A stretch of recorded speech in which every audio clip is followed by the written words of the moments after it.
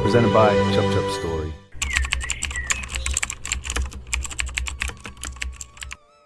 ये कहानी है एक गरीब आदमी की जिसका नाम है रहीम।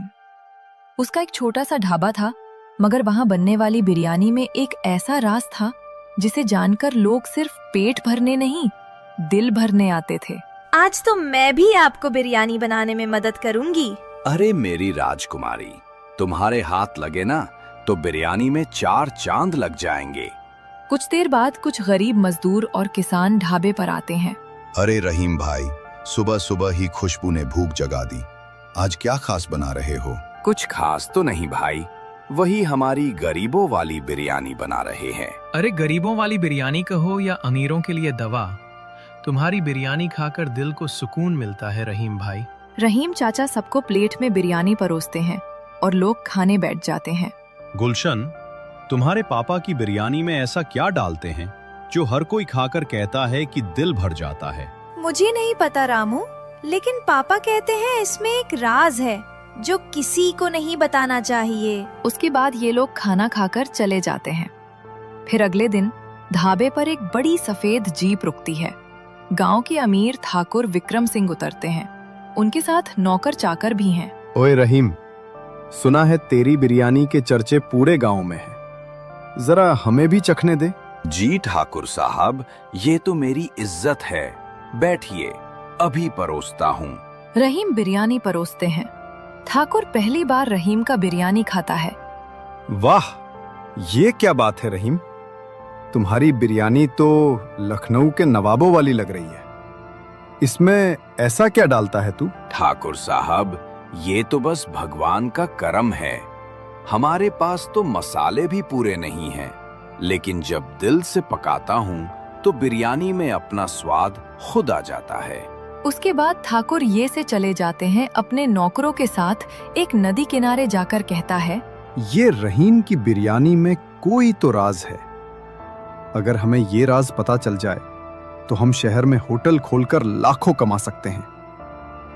हमें हर हाल में ये राज जानना होगा।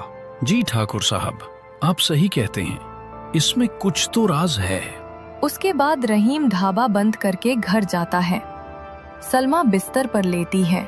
रहीम, तुम दिन रात ढाबे में लगे रहते हो, अपना भी तो ख्याल करो।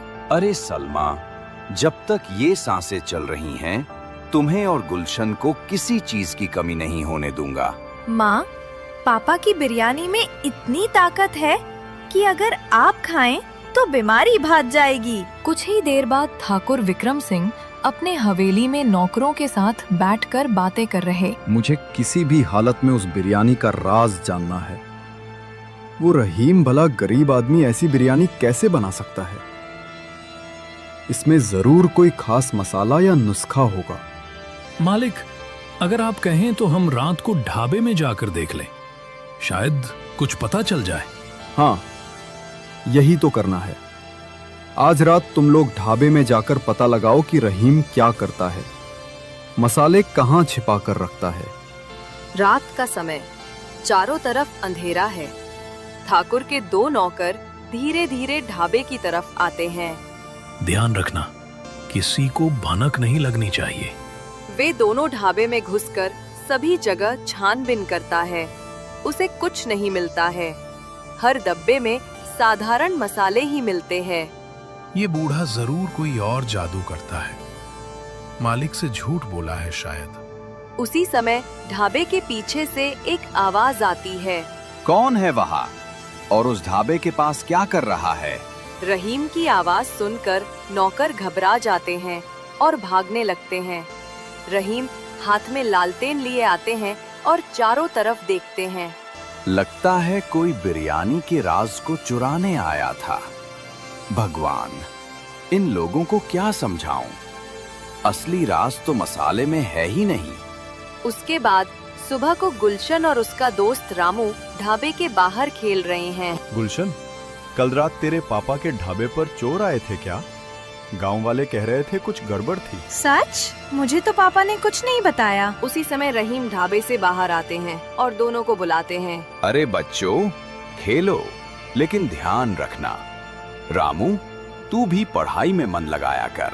चाचा, अगर आप अपना बिरयानी का राज मुझे बता दो तो मैं सबको बता दूंगा कि आप सबसे बड़े शेफ हो। अरे बेटा, वो राज अगर बता दिया तो फिर बिरयानी में मजा ही नहीं रहेगा। उसके बाद ठाकुर विक्रम सिंह अपने हवेली में बैठा, उसके चेहरे पर गुस्सा है। नौकर बेवकूफ है, तुम लोगों से कुछ नहीं होने वाला है। अब मुझे खुद खेल में उतरना होगा। इतना बड़ा ठाकुर होकर भी एक गरीब के ढाबे की बिरयानी के पीछे पड़े हो। लोग हंसेंगे आप पर। लोग चाहे जो कहें, अगर मैंने उस बिरयानी का राज पता कर लिया तो मेरा नाम शहर शहर गूंजेगा।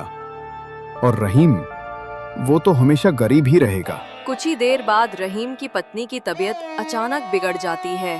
पापा, मम्मी को देखो, इन्हें कुछ हो गया है। रहीम गुलाम की बात सुनकर दौड़ कर आता है। भगवान, ये तो बहुत कमजोर हो गई हैं। गुलशन, दौड़कर वैद्य जी को बुला ला। कुछ ही देर बाद वैद्य जी आते हैं। रहीम, तुम्हारी बीवी की हालत ठीक नहीं है। इनको दवाइयाँ और अच्छे खाने की जरूरत है, नहीं तो मुश्किल हो जाएगी। वैद्य जी, मेरे पास पैसे कहाँ हैं, लेकिन आप जो कहें मैं करूँगा, बस मेरी सलमा ठीक हो जाए। उसके बाद वैद्य जी चले जाते हैं। रहीम मन ही मन कहता है, हे भगवान, अब तू ही राह दिखा, मेरी बीवी को बचा ले। अगली सुबह गांव के कुछ मजदूर और किसान ढाबे पर आते हैं। उन्होंने आपस में पैसे इकट्ठे किए हैं।